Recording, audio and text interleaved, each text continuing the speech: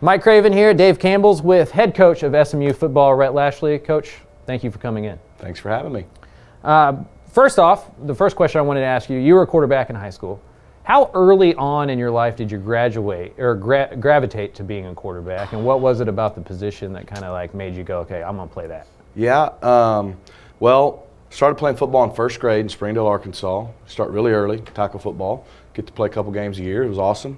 And by the time I got to third grade, I was a defensive end and a running back. Okay. By the time I got to third grade, we wanted to throw a pass. And I guess whoever playing quarterback couldn't throw, so we ran a halfback pass, and I threw it. And then I guess by fourth grade, they decided just to put me at quarterback. And so I played quarterback ever since then and really grew up, believe it or not, fell in love. I loved watching Joe Montana play and Bill Walsh call plays. So, just watching him play and when they were in their prime and playing it myself. And I love to compete. I liked all sports, but I really enjoyed football, and I guess I was okay at it, and off it went. When did football become kind of the number one focus for you, sports-wise? Probably somewhere around my 8th or 9th grade year. Okay. That's when I stopped playing baseball. I continued to play basketball and run track and play golf, but I really kind of zeroed in on that. And really coincided about the time Gus Malzahn came to my high school. Gus became the high school coach at Shiloh when I was in 7th grade. We had a really good class. My grade was good, and so we went undefeated my 7th grade year. And then my 8th grade year was when Gus, after his first year at Shiloh, decided to start running no-huddle offense. A lot of people don't know, the first year we weren't no-huddle. Gus came, he was a kind of a wing T guy, and decided, nope, we're going to be a no-huddle team. So he put in the no-huddle system for our high school, and in 8th grade we started running no-huddle, which was incredibly awesome. And so we no-huddled my 8th and 9th grade year, but I think probably him coming in did a couple things. It made our entire class, but really get serious about football. Mm-hmm. So it probably helped me realize this is maybe what I could be good at and want to do. But I think he just helped make it a priority for us. And so I would say it probably has a lot to do with him coming to our school when it really became kind of maybe my main focus. How important was that for you, just like in the trajectory of your life? You get like a future, great coach in college to come, be your high school coach. Like as the quarterback, how much of a gift was that for you? Well, I don't think any of us knew at the time he hadn't really won anything, and he'd be the first to tell you that. But it was huge. The thing he did for me, and I know so many others, and a lot of people's high school coaches did for him, and it's the reason I coach and a lot of other people do, is he had an ability to help you be better than you could be on your own, and get the best out of you. And so for me it was huge. Not just he'll tell you he played receiver and was a punter. He wasn't a quarterback guru. But just the detail with which he coached everything, and since I was playing quarterback, I was coached in detail for what we did on offense. I think just it demanded your best. I always use this saying, I could be 9 for 10, which is pretty good, and he is always pinpointing that one I missed, and he was always coaching that one, and he'd be screaming, "You're killing us." I'm like, I'm 9 for 10, But he had a way of making you always focus on where you could be better, and I think that had a lot to do with me as a player, but obviously as a coach as well. That was going to be my next question. You went 43-2 Yep. in your high school career, a couple state title games. I was going to ask, did the two state titles matter more than that one that you lost? Like, which one do you think about? I think about the one we lost. Yeah. That's it. I was fortunate from my 9th grade year on up. I wasn't the starter's 9th grader, but we played in the state championship game all 4 years. And one is when I was a 9th grader, and then my first year as a starter, we won it as a sophomore. Went my junior year, we were the best team. We should have won. One of those deals, we played a good team. They played well. We didn't play great, and it goes to overtime. We scored. They score, go for 2, and make it win. And all I ever forget is 2 missed throws I made in that game and a muff punt I had that would have kept it from even going to overtime. And so, fortunately for me, we were able to win it my senior year. But it's wild. I mean, for you to say that record, I only think about the losses. It's just what kind of triggers in your brain. Then you go to Arkansas to play. Was there any recruiting pitch needed for that, or was that if you got a chance to go to Arkansas, you're going to Arkansas? Yeah, I was open to going other places. I did grow up in Arkansas, and as most people know, it's the only show in town. Mm-hmm. I mean, there's not another major Division I university. There's no pro teams, so everybody loves the Razorbacks in all sports. And so, I grew up dreaming to play there. But when I started having success my sophomore and junior year, there was other options.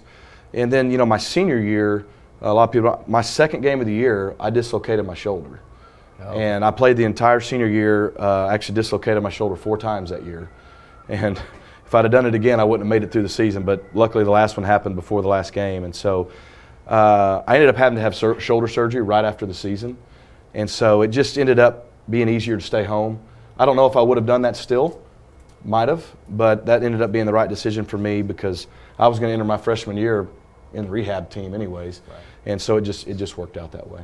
After college, you were a GA there at Arkansas. Could you tell the story about turning down Gus Malzahn at Tulsa and kind of what that led to, kind of like outside of life for a little bit? Yeah. So I got a great opportunity in 2006 to be a GA at Arkansas for Houston Nutt, who was my head coach, and Gus, who was the OC there, who had been my other head coach. And so it was like the perfect storm. We had Darren McFadden, Felix Jones, Peyton Hillis, all those guys. We win 10 games. We win the SEC West. I mean, it was an incredible year. And there's a whole other things going on, but Gus decides to go to Tulsa with Todd Graham to be the OC, to be able to run kind of the no-huddle offense and do what he wants to do. He said, hey, you're coming with us. You're going to still be a GA, but you get to coach the running backs. I'm like, that's fantastic. Like, it's a no-brainer. In your second year in the business, like anybody would want to do it. And I go over there, and he does his press conference. Long story short, after one day, we were driving back to Northwest Arkansas, and there was this thing in my gut that just said, this isn't right for me. And to this day, I think I know why, but I still can't really explain it other than I just trust my gut. So I called him the next day and just said, hey, I don't know if I'm going to do this. And he didn't like hearing that. And after about 3 or 4 days of him telling me to keep thinking about it, I just said, look, I'm not going to do it. I know it's crazy. I know I'm ending any opportunity I ever have to be a college coach. I know I'm burning a bridge with you. Like, none of this makes sense. I get it. My dad doesn't like me. My mom doesn't. Nobody agrees with me. And I'm getting married. My fiance, she doesn't really know, but I don't think she agrees with me. And but I'm just not going to do it. And he said, okay. And said no, and I didn't go. So you kind of did our thing for a little while. That's when I realized about a week later, I woke up like, I made the right decision. That's what I got to get a job. Yeah. So I did. My brother-in-law knew a guy in Tulsa, and High School Sports, the magazine, had begun. It ended up becoming Vipe, and I was an Arkansas guy and said, let's get it into Arkansas. So we took it and ran with it in the state of Arkansas. More stressful closing a deal on the marketing side like that or calling plays on a Saturday? Oh, definitely closing a deal. I learned real quick. Yeah, if you don't have a pen, you're broke, first of all. Right. And I'm just telling you, there's just a different deal when you go ask somebody for money. Yeah. And I didn't have any control over their response. At least calling the plays on Saturday, it may not work, but I feel like I got a little bit of control over it. Speaking of not having control, you have 2 sets of twins. And I looked that up. That is a 1 in 3,000 chance. 3,000 to 1. Right. Which is the same as getting struck by lightning. Did you look up what 3 sets of twins is? No, are you going for that? No. That was the question I wrote down right here. Are you done with twins? Oh, yeah. No. So would you rather be struck by lightning? Depends on which day you catch right, me on. Yeah, imagine so. I will plead the fifth on that one. No, we looked it up once we realized we were having 2, and it's 3,000 to 1 because everybody kept asking us, what's the odds of that? So then I started thinking, well, we're 2 for 2. Like, what's the odds of 3 sets? And I looked that up. It's 500,000 to 1. Oh, my God. But we were not taking those chances. Right. We felt pretty good about ourselves right then. So we were done at 4, but we're really blessed. We got 2 sets, 2 boys that are 11 and 2 girls that are almost 6, and there's never a dull moment. I would imagine so. We'd say we made a zoo, and everything's 2 by 2 in our world. So you retired at that. You retired after that one. Yeah, and it was funny. My wife was the one most on board with being good with the 4, and like a couple months after the girls were born, I remember her saying, I mean, I could do another. I mean, what's one more? And I said 5. Like, we're not doing the basketball thing. Right, so. right. Well, on your track record, it would have been 6. Or 7. Like, you got to start, after your second set, you start thinking, we could hit triplets. Sure. Sure. So, because we definitely weren't hitting singles. Speaking of hitting, I heard during the pandemic you coached some Little League baseball. I did. Kind of how did that come about, and what kind of fulfillment did you get from that? That's actually one of the coolest things I've got to do. So we're in Miami, and the pandemic hits. Oh, this was actually after the first year, right? And so we have our first season at Miami. We're about to start the second season. Well, in Miami, they start rec baseball like at the end of January. Because the weather's okay. Yeah, which is I thought was weird, but it's pretty normal there, right? And so my boys are going to play in the league. They'd played on the summer team with some people we'd met. And so, and one of the guy who was their coach, he coaches in the rec league, great guy. So I take them to like the Tuesday night tryouts. And you just go try out, they give you a rating, and then they have a draft, right? Well, I meet the guy who runs the league, says hi, whatever. I don't think of that, but I'm at work the next day on Wednesday, and I get an email from him. Hey, would you mind coaching a team? And I'm like, why would I coach a team?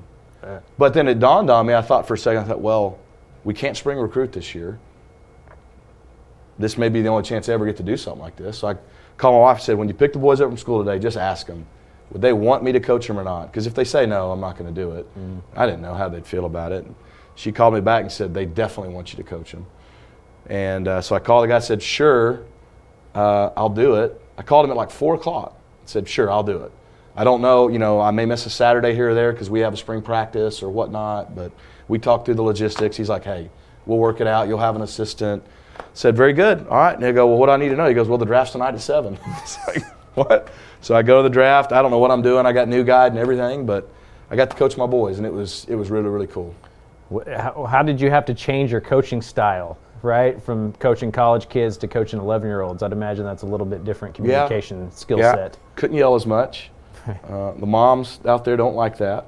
Had to be very positive, but luckily I'm a positive person anyways. No, it was kind of cool. I mean, it really was. It was different, but it was good for me.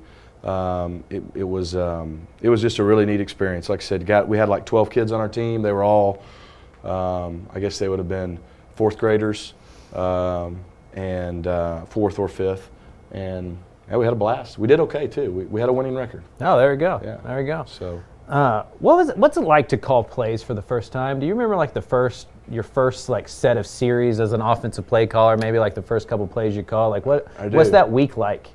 It was nerve-wracking. So I got hired. We won the national title at Auburn in 2010, and Pat Sullivan hired me at Samford in Birmingham to be his OC. I was 27 years old. I went straight from GA to OC. Had no business. I didn't even get to like learn how to recruit a position or anything. It's like boom. It's like, man, this is awesome. He was crazy for hiring me, but it was awesome, right? And so I get there, and so we go through spring and summer. Well, we just so happened to be leading off the season with, at that point in time, the #1 team in FCS, Georgia Southern. They were still FCS. They were #1 every year. And so we're playing them at our place, game 1. And that's who I got to call plays against for the first time. And they were a lot better than us. And so I don't remember the nerves for that game, to be honest with you. I've never been a big nerves guy. I mean, I get anxious. I think everybody else does. I think Peyton Manning may have said it once, like, you're only nervous if you're not prepared. Now, being anxious to get it started, I'm a lot when I call a game or coach a game, just like when I was a player. You're excited about it. I hate pregame warm-ups. I hated the 2 hours before a game as a player.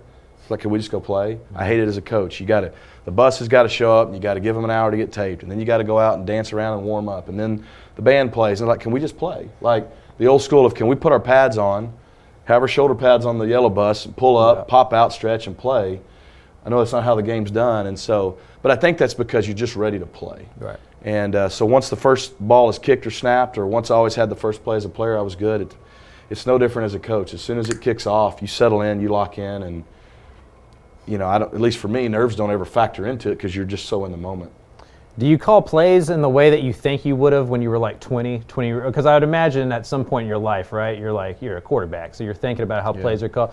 Like, is there anything different about what you thought it was going to be compared to like what it actually is once you start doing it? Yeah. Growing up, I thought I was really good at the game, right. NCAA. Right. Played Madden too, but like the college version more. And, so I felt pretty good about that. Then I played the game. It's a little different. Then you start calling it. It is. I don't think anybody understands how quickly decisions have to be made. And, when you're a fan of the game, you sit and you watch, and you're like, play ends, you're like, oh, they should have done this. And there's a 30-second window, or hopefully if we're playing, there's like a 15 to 20-second window, and the ball's being snapped again. But that's when it's being snapped again. There's a 40-second play clock. So at best, you've got like a 30 to 40-second window for a lot of things to happen to get the next play snapped. It just happens so fast. And I think that's the thing I don't people understand. You have to have a plan. You have to be thinking ahead. You have to react. You have to think on your feet. Because you run a play, and the very next play, the down distance situation you just found it out, and you may have 10 seconds to make a decision, to get the play in, to then get it ran in that scenario. And a lot of times those plays can be the plays that are, at some point, it's the critical play of the game, this or that. It just happens so fast. And so what I've learned, you have to have a system. You have to really believe in what you do. You have to learn your players, know what they can do. Each year's different, and each game's different. You know, some games, the way the game's flowing, you're going to be more aggressive in a certain situation. Some games, the way the game's flowing, you're going to be more conservative. And you have to feel the game out. And like I said, it's just, you can't just say it's this or this, because the situations are always changing and the variables are always changing. And so those are things I wouldn't have ever expected. How good was Cam Newton? Right? Like, I mean, like being around him on the sidelines, like seeing it, like, one, how big, I mean, I've seen him at a camp and he's like huge, a lot bigger than I thought he was going to be. But like, how quickly does a guy like that kind of take over a program and you go, okay, that's our dude? Yeah, immediately. You know, he had a presence. You know, the Cam, obviously he's had his NFL career and, you know, he dresses the way he does and all that now. The Cam I knew, I mean, he was the hardest worker on the team. There was no nonsense. He studied more film than anybody on the team. He drug people out to throw with him. He was the unquestioned leader. They would follow him anywhere. They believed in him totally. Incredible competitor. And on game day, he was just a big kid playing the game he loved. And, you know, then when he got to the NFL, he was allowed to celebrate and all those other things, and it kind of grew into a life of its own. But he just loved to play the game. But there are a few people, I mean, if you get to coach or play or cover it long enough, there's a few players that you'll just go, you can feel them, and you can just like, they make you go wow in the middle of the game. And he's one of the few that, I mean, some of the things he did that year, I remember several times in the headset we'd just say, wow, oh, we got to run the next play or whatever. Like, you literally find yourself like in awe watching them as they're playing, and they just make it look so easy. But he was so physically powerful. It's really hard to put into words. You were at SMU for a couple years as the offensive coordinator. I'm curious kind of what you took from Sonny Dykes, who's also a play caller and somebody who's, you know, an offensive guy. Like, how much did his philosophy kind of meld into yours? You know, the thing I learned from Sonny is Sonny was real particular with wide receiver play. That was kind of his niche. And so I was able to pick up some good details from him on little things of receiver play. I was a quarterback, and I think it's stuff that maybe they did in the air raid, just the way they taught the receivers and those that I really liked. The thing I always appreciated about Sonny is, you know, is known as an offensive guy. You normally think if you come in as an offensive coach that they're going to be micromanaging, they're going to have their hand.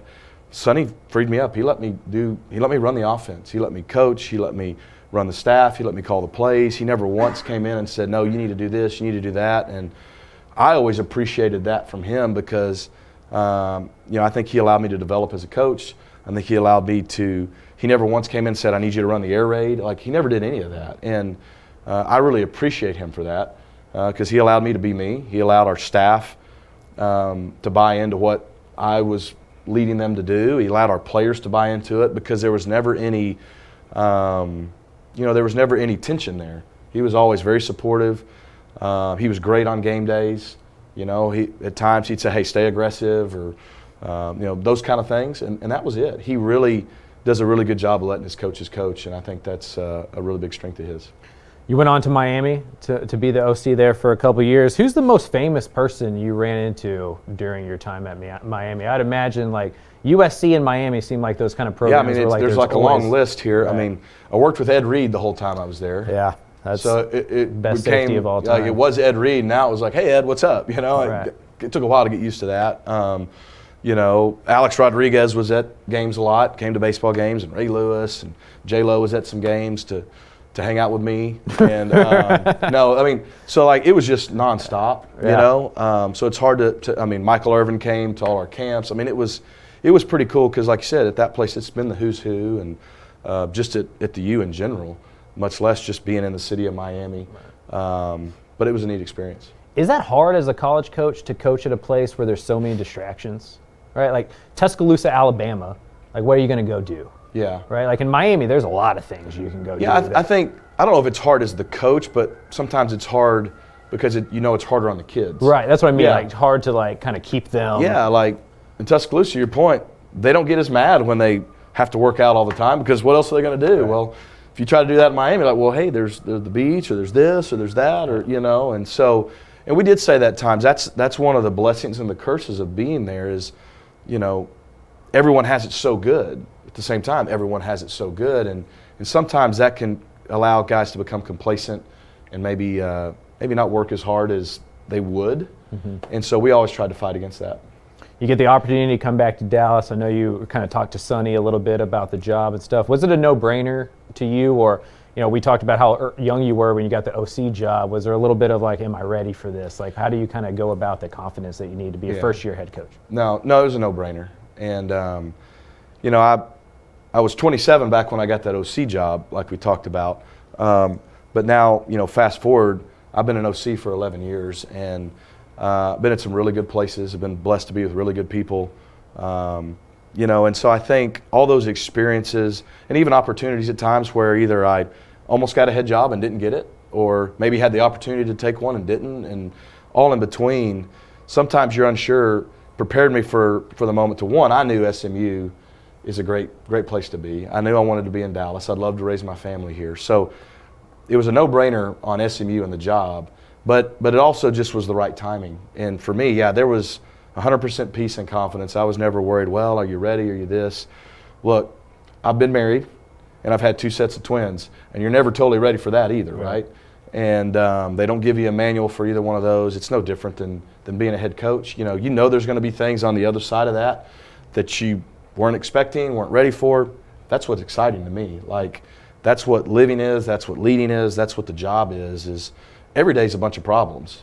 Right. You just don't look at it that way. You just look at, hey, this is just what we get to deal with today. And so I was fired up at the opportunity. I was always hopeful that this would be an opportunity one day, and really thankful it was. When I came and interviewed you on the early national signing period thing, you were in the office, and it was basically just you and a skillet. That was about all that was in that office. Have you been able to like hang anything up or make it a little bit more homey at all? I didn't even know what my name was when I saw you at that point. It's not been made homey yet, but it is a little different. And my wife's still got to come in and do some things. But there's a whole lot more people there now. And we're a lot more stable than we were. And we got our staff hired and other people there, and that's good. But the skillet is still in there. Nice. And you said you were drinking through like 3 fire hoses when we talked. Has it gotten down to 1 yet? I think it expanded to 5 or 6. Okay. And now it's probably just back to 2 or 3. Okay. But I think I got a rhythm. Like, I'm used to got a 2 or 3 routine is no a little big bit. deal. Yeah. Right. So. With spring football coming up, what are some goals in that first spring? Like, how much of the offense do you try to get? Like, what are like when you exit out of spring? What are 2 or 3 things that you hope the team has kind of picked up or done? Or that's a great question. I think especially in a brand new spring, first and foremost, as coaches, we want to continue to connect and develop relationships with our players. We've started doing that now, but then when you get on the field, that's just another layer of that.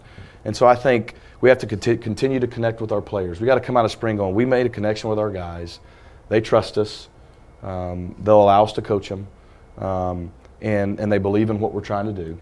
I think from a X's and O's standpoint, no, you're not trying to get your entire offense and defensive end. We'll do base football. We'll do some third down red zone. We won't worry about end of game situations. We won't worry about all kinds of things that we'll have to in fall camp. You just want your defense, your offense, and special teams to some degree to just have a good base understanding of what your philosophy is, what your identity is, and what's the foundation of your offense and defense going to be. So I think that's what you want. And then as a coaching staff too, you're learning those players. Mm-hmm. And you want to learn, what do they do well? What do they not do well? What do they need to improve on? So now when you start thinking going into the summer, what can we work on, and getting ready for fall camp and building now towards the season, okay, what's the identity of this team going to look like? Because every team's different, and you got to do what your players can do within your system, and start to then build it for the fall and say, okay, this is the direction we could see this team going with the personnel we have, and now we have more questions answered. So there's a lot of information being gathered, them on us on them, but that's the biggest thing. You just want a good foundation, and you want to have a connected football team when you come out of that thing. Every first-year head coach I've talked to has talked about putting together the staff being one of the more difficult or challenging things. How did you go about that? And it does seem like there's a lot of familiarity within the staff. How much will that help in that first-year transition, where you don't have to do so much of coaching the coaches, I guess? Well, I want to take my time. I wanted to get it right more than get it fast. I wanted to get the right people. I just feel like life's about people. That's all we do every day is deal with people. And it's going to be no different in our program every day. Our players, our coaches, we're all people working together. So I felt like getting the right people that I felt fit, the culture we want to have, would be good for our players. I felt like that was the most important thing. So if it happened quick, great. A couple of the hires happened real quick, and a couple I had to wait on because maybe they were finishing a bowl game or getting out of a contract here or this or that. And a couple that by waiting in general and not rushing, guys popped up that I didn't think would have the opportunity to hire. Right. And so I just wanted to take my time and get it right. And if it happened really fast, great. And if it didn't, I wanted to get it right. And so, I think one of the things I learned in the first few weeks on the job, and a couple of coaches who had done it before had told me, but it was never more true than when I was actually doing the job, is, you have to make decisions fast all the time as a head coach. Mm-hmm. Every day, you got to make them right now. And you got to be willing to do that. But there are times where maybe you don't have to make the decision right now. When you get those times, take all the time you can. Like, don't feel like you have to still make a fast decision. And there's a lot of wisdom in that. And so I think waiting on some things allowed us to get, I think, the right people in place. So I feel really good about who we have. I think, to your point, there is a lot of familiarity in some spots. I think that's good. But we have plenty of other people that I've never worked with before that are different too. And I think that's all good. We're only as good as all the people in the room, not one. And so everyone's got good ideas to give. And there's still going to be a learning process. They got to learn me. I got to learn them in these new roles. But it certainly helps that I think we've got good continuity on the staff. Does that change some of the relationships, like being the OC and knowing these guys compared to being the head coach and knowing these guys? Yeah. Is it a little weird, I guess, at sometimes where you're they like, don't ask me to go to lunch as much. Right, that's what I was going to ask. Like, I'm not in the same group text I used to be in. Right. So no, personally, no. Obviously, I have to go do a lot of other things, and so I'm not in the offensive staff room that much right now, or I'm not doing this or doing that, and so I don't know. It's not weird. It is different. Yeah. Fortunately, so far they've treated me okay though. I'm curious. When's the last time you walked into a movie theater and watched a movie? It's funny you asked that, because like on the list of like top 3 things in the world I like to do, that would be one of them. Okay, so what, but because with the I pandemic like just to and all walk the in there, coaching sit down, whether it's my wife, myself, I don't care, and just literally zone out for a few hours. What's the order at the concession stand? I'm not big on, I'll tight. I like to eat and then go to the movie. Like I can eat real food. I like to sneak food in there because I can't afford it. I've never done that. My wife does that. It's all her. And so, no, we'll usually get, honestly, we would get a big Coke, one with a straw, one without, because I don't use a straw, she does. So we drink out of the same Coke, get big popcorn, whatever candy somehow found its way into the room, and that's it. You're not a straw guy? No. Fundamentally opposed. Okay, well, I need more of this. Like, what? If I got like a tropical smoothie or something. What is it about the straw that you don't enjoy? There's a lot of reasons, but the best one I can give you here is I like ice. All right. All right. And the flavor of any drink is better coming out of the top. You take the straw out of the bottom, you get all the sugar, all the flavor, all the everything, and it doesn't balance well. So, that's what I'm going to say. That's okay. All right. I had an answer. You did. You convinced me. So, what else is on that top 3 list? Lastly, right? Like, what are like if you're not coaching, and I know you got 2 sets of twins, so free time is probably not a thing that you get a lot of. Like, where do you go to relax? What do you do to kind of check out and go, just kind of get some free time? Not hang out with them to relax, right. But no. I obviously I'm a social guy, so I like hanging out. I like hanging out with friends, with people. Every now and then we'll get a date night with no kids. That's fantastic. But my wife and I would just as soon go out with a couple other couples and have a good time, or go out with a few other families. I like being with people. Like, it doesn't matter to me what we're doing as much that we're doing something. I like playing golf. I like skiing. I like going to the lake. I like doing all those things. But there's not like one thing.